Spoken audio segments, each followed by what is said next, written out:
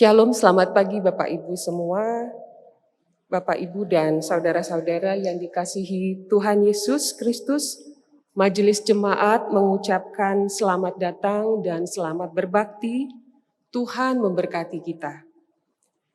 Sebelum kebaktian pada pagi hari ini kita mulai, kami mohon perhatian saudara-saudara untuk beberapa warta sebagai berikut.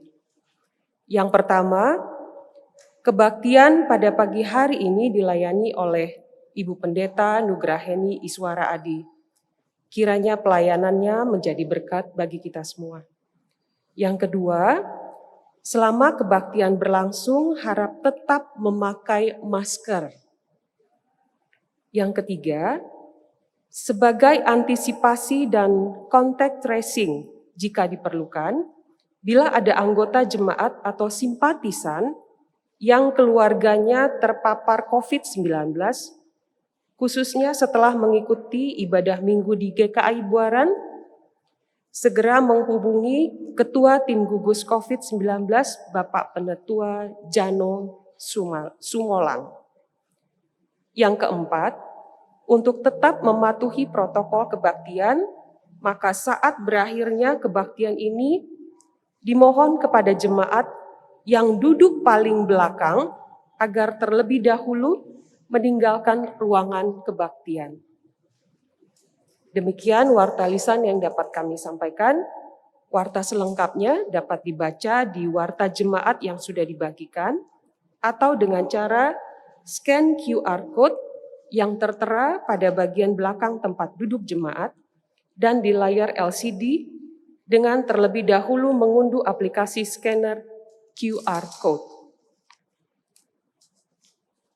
Atas perhatiannya kami ucapkan terima kasih. Tuhan Yesus memberkati kita.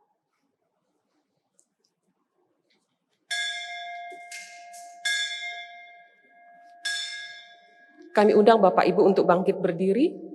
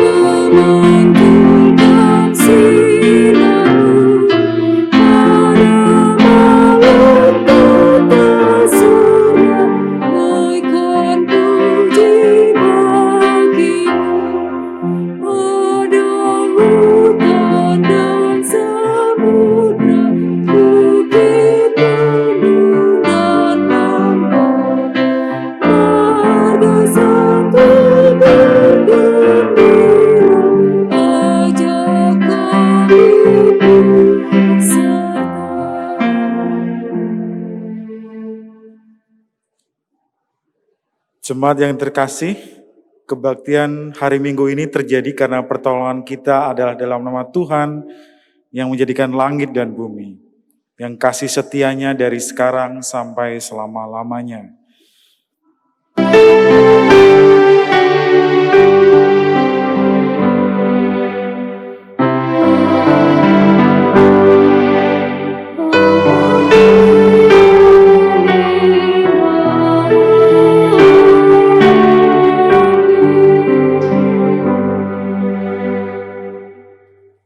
Kasih karunia dan damai sejahtera dari Allah, Bapa kita dan dari Tuhan Yesus Kristus menyertai saudara sekalian. Jemaat dipersilahkan duduk.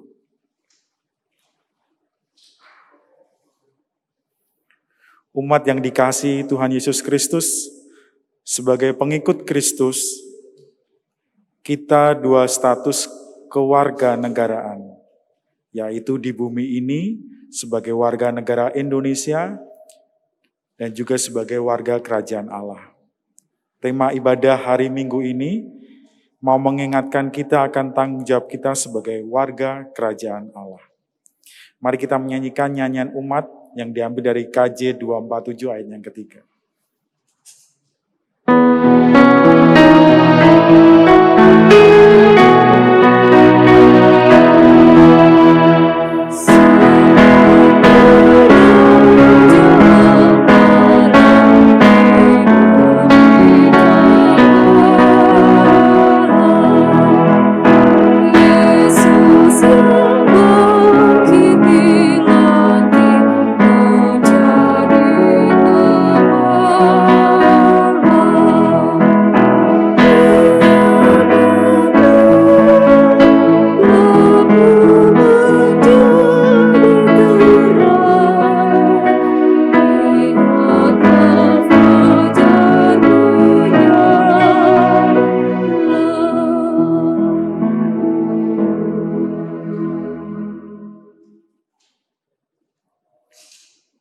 Memasuki pengakuan dosa.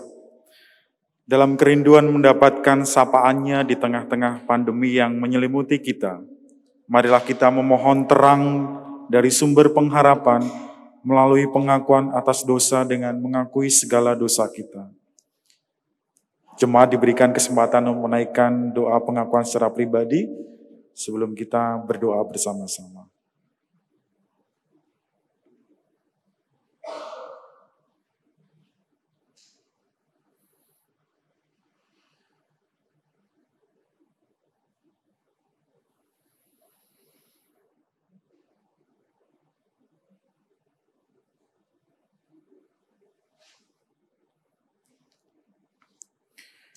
Bapa kami, Allah yang setia, sebagai umat-Mu kami sering tergoda untuk melepaskan kesetiaan kami kepadamu. Tak jarang kami merasa bahwa penderitaan yang kami alami melampaui kekuatan kami dan kami tidak yakin bahwa Engkau selalu berjalan bersama dengan kami. Kami seringkali menunjukkan ketidaksetiaan lewat emosi, serta umpatan yang kami tunjukkan terhadap sesama kami. Kami mohon ampun ya Allah, atas segala kecerobohan yang kami lakukan. Layakkanlah kami oleh kasih setiamu, saat kami menangisi dosa dan kesalahan yang kami perbuat. Mampukanlah kami menghargai pengampunan yang Kau berikan. Dalam Kristus kami mohon. Amin.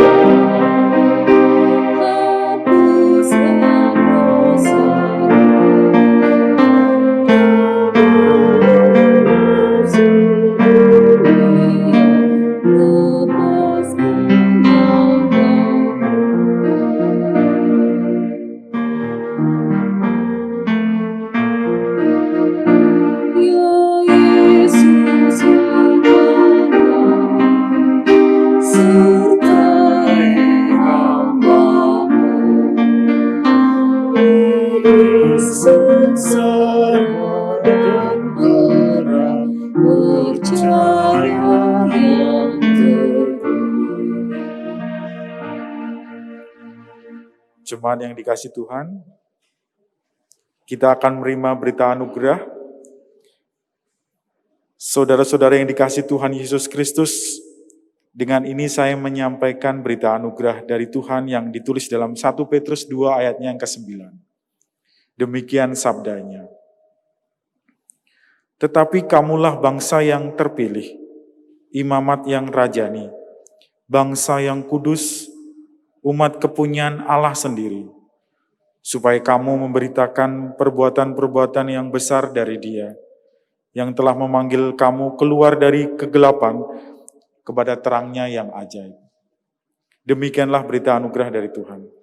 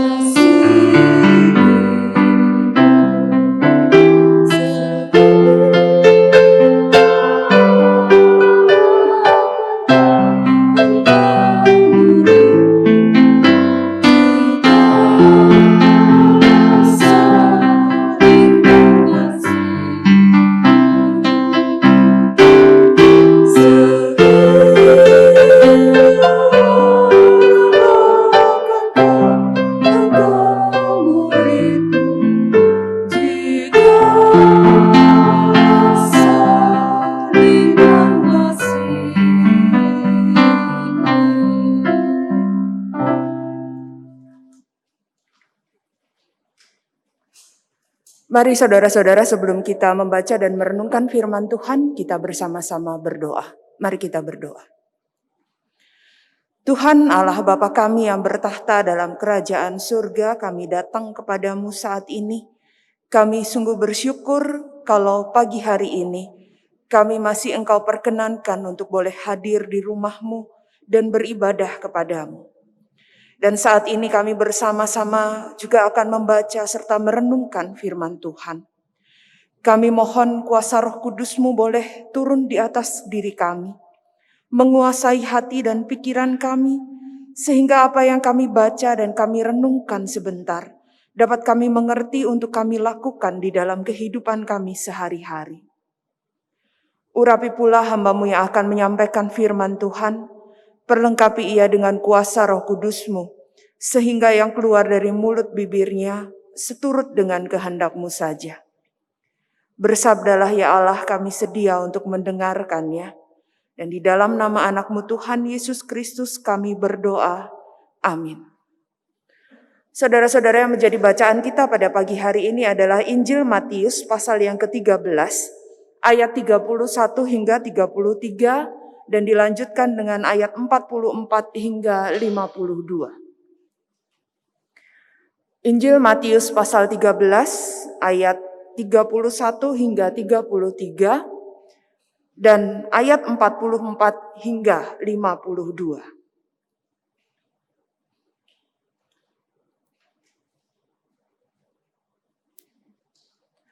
Yesus membentangkan suatu perumpamaan lain kepada mereka, katanya, hal kerajaan surga itu seumpama biji sesawi yang diambil dan ditaburkan orang di ladangnya. Memang biji itu paling kecil dari segala jenis benih. Tetapi apabila sudah tumbuh, sesawi itu lebih besar daripada sayuran yang lain, bahkan menjadi pohon sehingga burung-burung di udara dapat bersarang pada cabang-cabangnya. Dan ia menceritakan perumpamaan ini kepada mereka. Hal kerajaan surga itu seumpama ragi yang diambil seorang perempuan dan diadukkan ke dalam tepung terigu 3 sukat sampai kamir seluruhnya. Ayat 44. Hal kerajaan surga itu seumpama harta yang terpendam di ladang, yang ditemukan orang lalu dipendamkannya lagi. Oleh sebab sukacitanya pergilah ia menjual seluruh miliknya lalu membeli ladang itu. Demikian pula hal kerajaan surga itu seumpama seorang pedagang yang mencari mutiara yang indah. Setelah ditemukannya mutiara yang sangat berharga, ia pun pergi menjual miliknya lalu membeli mutiara itu. Demikian pula hal kerajaan surga itu seumpama pukat yang dilabuhkan di laut, lalu mengumpulkan berbagai-bagai jenis ikan. Setelah penuh, pukat itu diseret orang ke pantai. Lalu duduklah mereka dan mengumpulkan ikan yang baik ke dalam pasu dan ikan yang tidak baik mereka buang. Demikianlah juga pada akhir zaman. Malaikat-malaikat akan datang memisahkan orang yang jahat dari orang yang benar. Lalu mencampakkan orang yang jahat ke dalam dapur api. Di sanalah akan terdapat ratapan dan kertakan gigi. Mengertikah kamu semuanya ini? Mereka menjawab, iya, kami mengerti.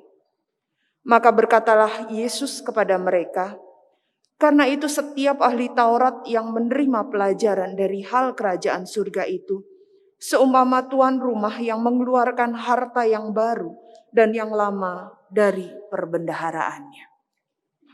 Demikianlah pembacaan firman Tuhan. Berbahagialah mereka yang mau mendengarkan firman Tuhan dan memeliharanya. Haleluya.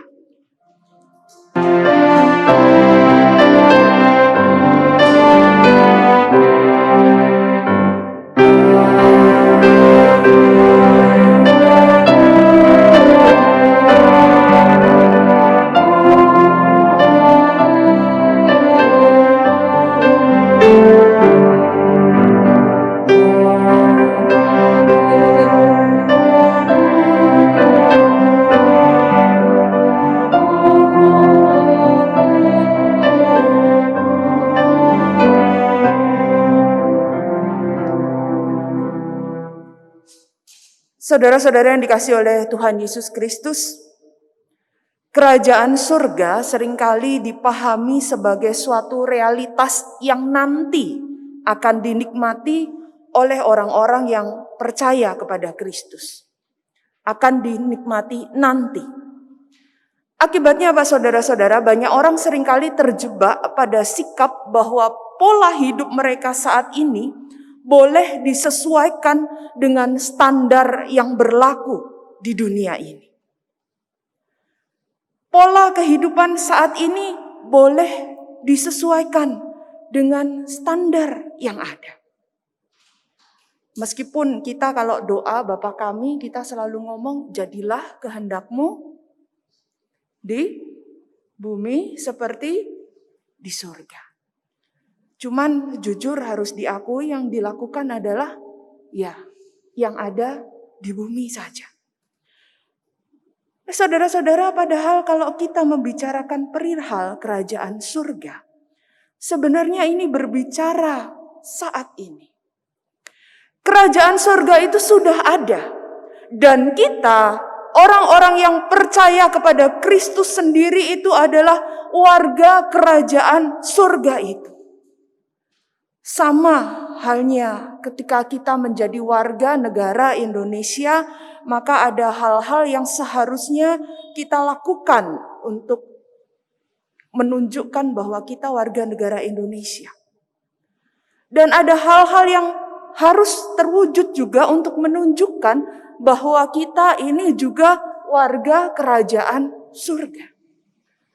Saudara-saudara yang dikasihi oleh Tuhan Yesus Kristus, ketika Tuhan Yesus membicarakan perihal kerajaan surga, maka hal pertama yang perlu kita pahami adalah bahwa kerajaan surga ini tidak berbicara soal teritori politik. Suatu tempat atau daerah di mana Tuhan berkuasa, bukan daerah istimewa Kristen.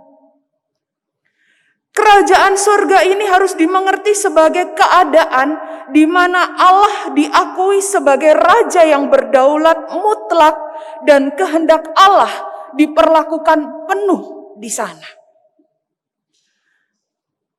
Kehendak Allah diperlakukan penuh dalam kehidupan warga negaranya.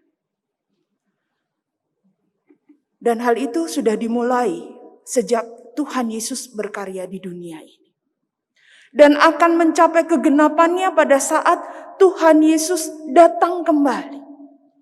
Jadi saudara-saudara, kerajaan surga ini tidak melulu berbicara soal apa yang akan datang nanti, tapi juga berbicara soal kehidupan masa kini saat ini. Karena itu, kalau tadi saya mengutip doa Bapa kami mengatakan jadilah kehendak-Mu di bumi seperti di surga, artinya bahwa sebagai warga kerajaan surga, kita memang masih hidup di bumi ini, tetapi kita seharusnya sudah mulai menggunakan nilai-nilai dasar kerajaan surga. Dan untuk menjelaskan tentang kerajaan surga dan nilai-nilai yang terkandung di dalamnya, Tuhan Yesus memakai berbagai macam perumpamaan. Dan kita akan melihat paling tidak ada dua pesan utama yang ada dalam bacaan kita dari perumpamaan-perumpamaan yang diberikan oleh Tuhan Yesus. Yang pertama, saudara-saudara, kerajaan surga yang dipersonifikasikan dalam diri Yesus Kristus seharusnya jadi hal yang utama dalam setiap pengikut Kristus. Dalam kehidupan setiap pengikut Kristus.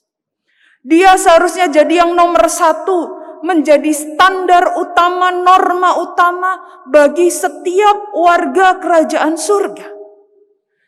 Perumpamaan tentang harta terpendam dan mutiara menegaskan hal ini. Menegaskan prioritas yang utama. Dalam perumpamaan harta terpendam atau perumpamaan mutiara, ketika orang menemukan, dia rela menjual segala harta bendanya, semua harta bendanya, untuk mendapatkan harta yang terpendam dan mutiara itu. Saudara-saudara, Tuhan Yesus ingin mengatakan bahwa kerajaan Allah itu memiliki nilai yang sangat penting, bahkan tidak ternilai. Yesus seharusnya menjadi nomor satu dalam kehidupan kita. Dan karena nilainya sangat penting, maka seharusnya kerajaan surga itu menjadi fokus utama di dalam kehidupan kita yang adalah warga kerajaan surga. Kalau kita ingat di bagian lain Tuhan Yesus mengatakan, carilah dulu kerajaan Allah. Sekali lagi, Allah seharusnya menjadi hal yang utama di dalam kehidupan umatnya. Kehidupan yang teosentris dan bukan egosentris. Di mana Tuhan, kalau kita ngomong kehidupan yang egosentris itu kan Tuhan cuman seperti jadi pesuruhnya manusia. Kalau butuh kita datang kepadanya, minta kepadanya, menyuruh dia, ya, bisa dikatakan menyuruh dia untuk melakukan segala sesuatu yang kita kehendaki. Kerajaan surga menjadi hal yang utama, berarti bahwa kehendak Allah itu jadi nomor satu di dalam kehidupan kita. Menjadi prioritas tujuan kehidupan kita sehingga apapun yang kita lakukan, baik pekerjaan, pelayanan, ketika kita menjalin relasi, itu kita lakukan dalam rangka menghadirkan kerajaan surga beserta dengan nilai-nilainya. Dan bukan mencampakkan Kristus, meninggalkan iman Kristen kita, karena kita lihat banyak orang mau nikah kemudian meninggalkan imannya. Banyak orang yang pengen naik pangkat kemudian meninggalkan imannya. Banyak orang yang karena ingin mendapatkan keuntungan yang besar dalam bisnisnya meninggalkan Tuhannya.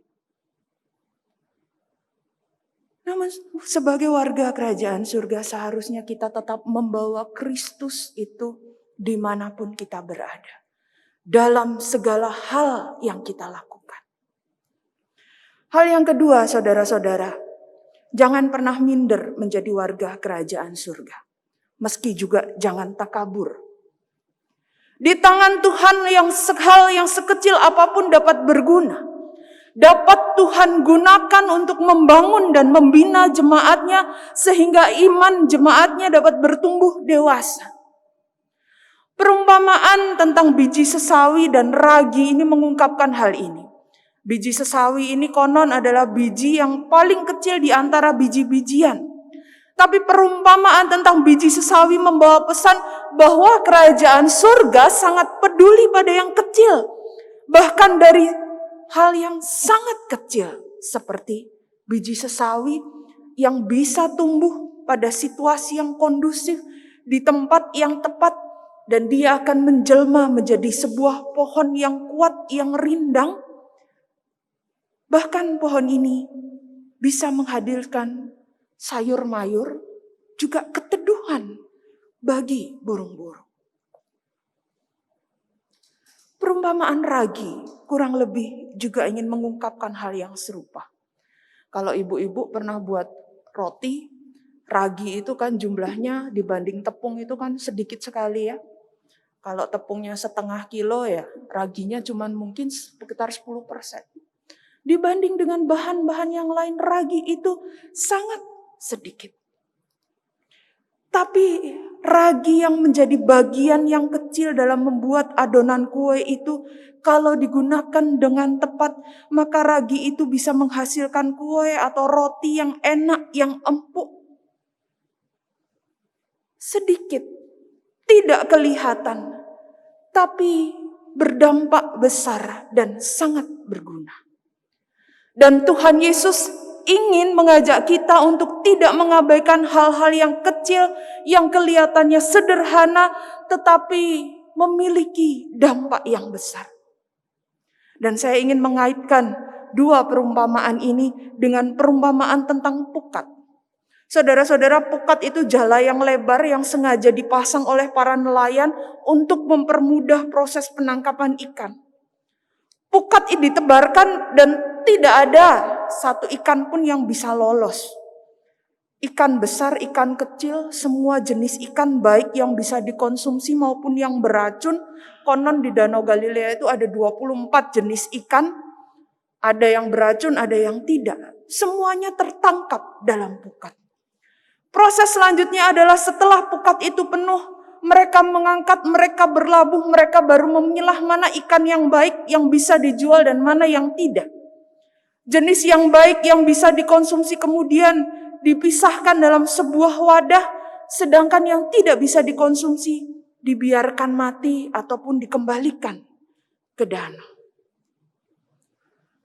Saudara-saudara, kecil, namun jangan sampai hilang dalam pukat. Kecil, namun tetaplah menjadi ikan yang segar di tengah ikan yang beracun. Saudara-saudara, seringkali kalau kita tidak bisa melakukan apa-apa, orang seringkali ngomong, saya nggak bisa nyumbang uang, saya hanya bisa mendoakan saja. Saya hanya bisa mendoakan saja. Saudara-saudara, apakah mendoakan itu hanya? Mendoakan itu bukan hanya. Ketika kita sungguh-sungguh melakukan dengan tulus, maka yang kecil pun menjadi sesuatu yang berharga. Meskipun itu ada di dalam pukat yang bercampur dengan bermacam-macam benda dan ikan yang lain. Tetap menjadi ikan yang segar di tengah ikan yang beracun. Kita tidak bisa menghindari dua hal ini dalam kehidupan kita, tetapi tetaplah menjadi warga kerajaan surga yang baik. Saudara-saudara yang dikasihi oleh Tuhan Yesus Kristus, hidup sebagai warga kerajaan surga. Artinya kita mau menerapkan nilai-nilai kerajaan surga itu di dalam kehidupan kita. Memprioritaskan kerajaan surga itu tidak mengabaikan hal-hal yang kecil yang bisa kita lakukan, yang mungkin bisa berdampak besar. Dan bagaimana kita juga belajar untuk setia dan taat kepada kehendak Allah, membawa Kristus itu di dalam seluruh aspek kehidupan kita. Sehingga kita bisa dengan lebih sungguh-sungguh mewujudkan pola hidup yang benar sebagai warga kerajaan surga di tengah dunia ini. Amin.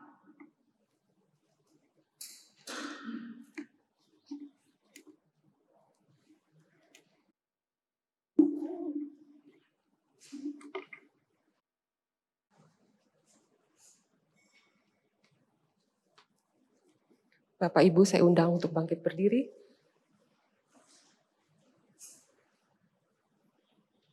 Marilah kita bersama dengan umat Allah di masa lalu, masa kini, dan masa depan, mengingat pengakuan pada baptisan kita, menurut pengakuan iman rasuli, Demikian, aku percaya kepada Allah, Bapa yang Maha Kuasa, Khalik langit dan bumi, dan kepada Yesus Kristus, anaknya yang tunggal Tuhan kita, yang dikandung dari Roh Kudus, lahir dari anak darah Maria, yang menderita sengsara, di bawah pemerintahan Pontius Pilatus, disalibkan, mati dan dikuburkan, turun ke dalam kerajaan maut.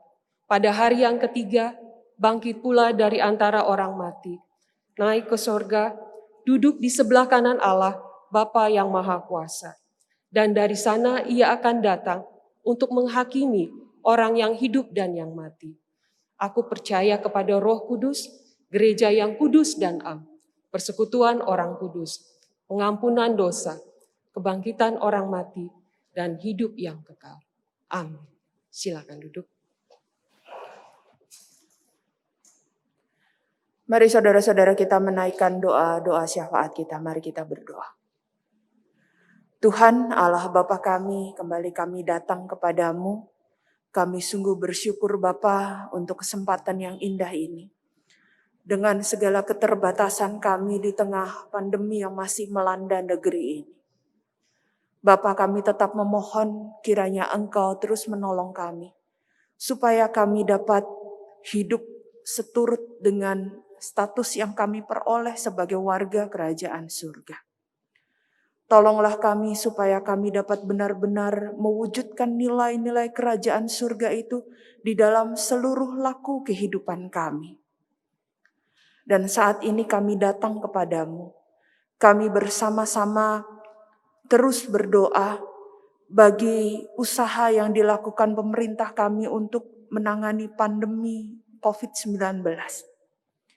Kami memohon pertolongan-Mu Bapa. Kami memohon belas kasihan-Mu. Tolonglah bangsa ini. Tolonglah bumi ini. Bebaskanlah kami dari pandemi COVID-19 yang melanda tidak hanya di Indonesia tetapi di dunia ini. Berikanlah kami sebagai warga masyarakat kesadaran penuh supaya kami boleh tetap mendisiplinkan diri, mematuhi semua protokol kesehatan, dan kami itu menjadi wujud dari peran serta kami sebagai warga negara Indonesia untuk menciptakan kondisi yang lebih baik lagi. Kami juga berdoa bagi usaha penelitian penemuan vaksin COVID-19 ini, biarlah Engkau yang memberkati sehingga penelitian ini dapat segera menemukan hasil yang baik dan vaksin untuk penyakit COVID-19 ini dapat segera ditemukan. Ya Bapa, kami juga datang kepadamu. Kami juga berdoa bagi anak-anak kami yang masih harus berjuang untuk mendapatkan sekolah di jenjang perguruan tinggi. Kami memohon kiranya Engkau menolong mereka. Kami memohon kiranya Engkau memberkati setiap usaha yang dilakukan. Dan jika di antara mereka yang akan menghadapi ujian masuk perguruan tinggi, biarlah Engkau yang akan memberkati dan mempersiapkan mereka sehingga ujian masuk ini dapat diikuti dengan baik dan mereka bisa mendapatkan hasil yang baik, mendapatkan sekolah yang tepat bagi mereka untuk melanjutkan ke jenjang pendidikan yang lebih tinggi. Kami tetap memohon Engkau hadir di tengah kehidupan keluarga kami, memberi kami sukacita, berkat yang cukup, juga kesehatan yang prima. Dan inilah doa-doa kami Bapa yang kami alaskan hanya di dalam nama anak-Mu, Tuhan Yesus Kristus. Amin.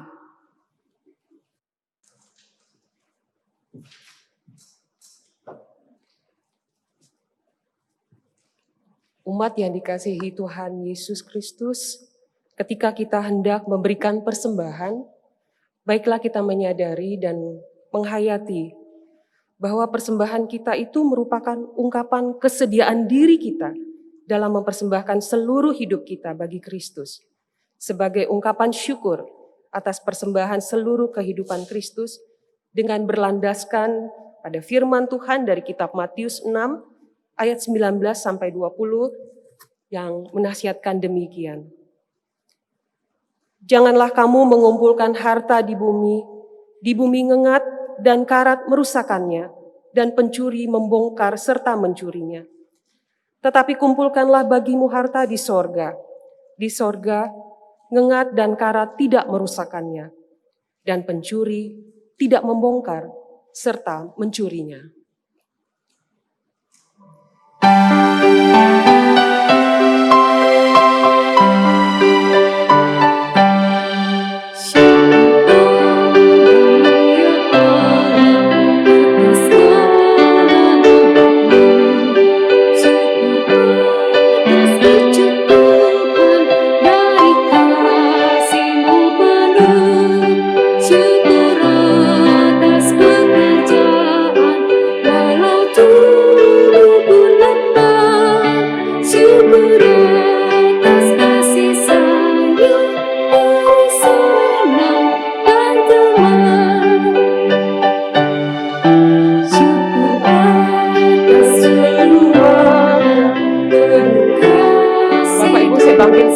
Bangkit berdiri. Atas perhimpunan yang memberi sejahtera, syukur atas kekuatan kala duka dan kesal, syukur atas pengharapan kita selamanya.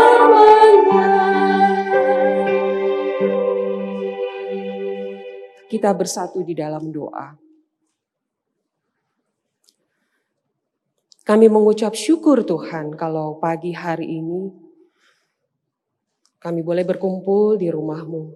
Terima kasih Tuhan. Begitu banyak berkat yang sudah kami terima setiap hari. Terima kasih untuk kehidupan kami, kehidupan keluarga kami yang luar biasa Tuhan pelihara. Pun pagi ini Tuhan, uang yang kami beri kepadamu tidak ada apa-apanya Tuhan dibanding pemeliharaan-Mu, kasih-Mu yang sudah kami terima. Tuhan, berkatilah pemberian kami ini. Berkati Tuhan. Dan ajar kami, ingatkan kami untuk memberi hidup kami, diri kami sepenuhnya untuk-Mu. Terima kasih Bapa. Di dalam nama Yesus kami datang dan mengucap syukur. Amin.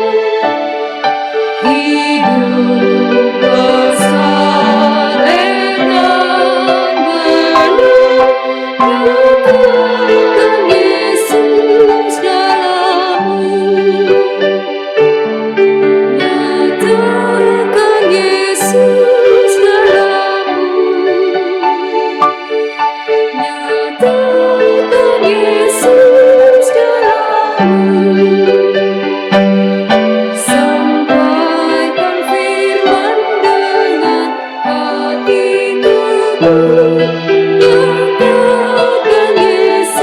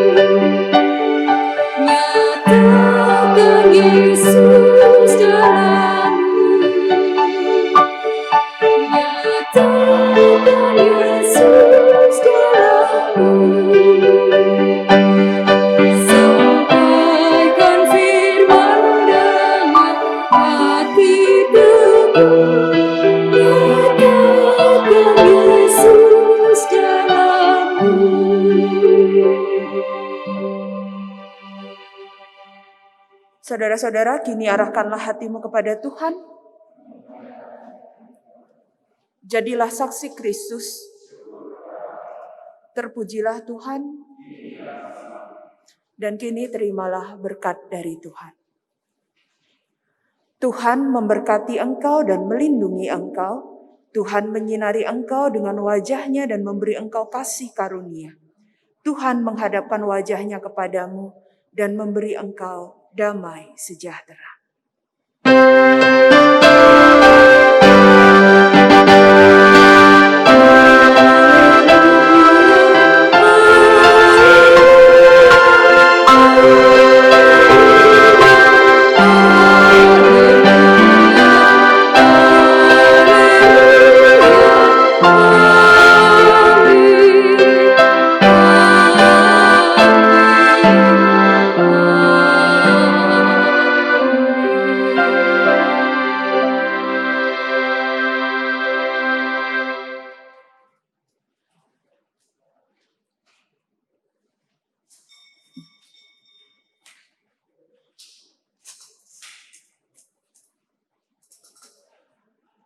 Dan pagi ini sudah selesai. Tuhan memberkati kita. Amin.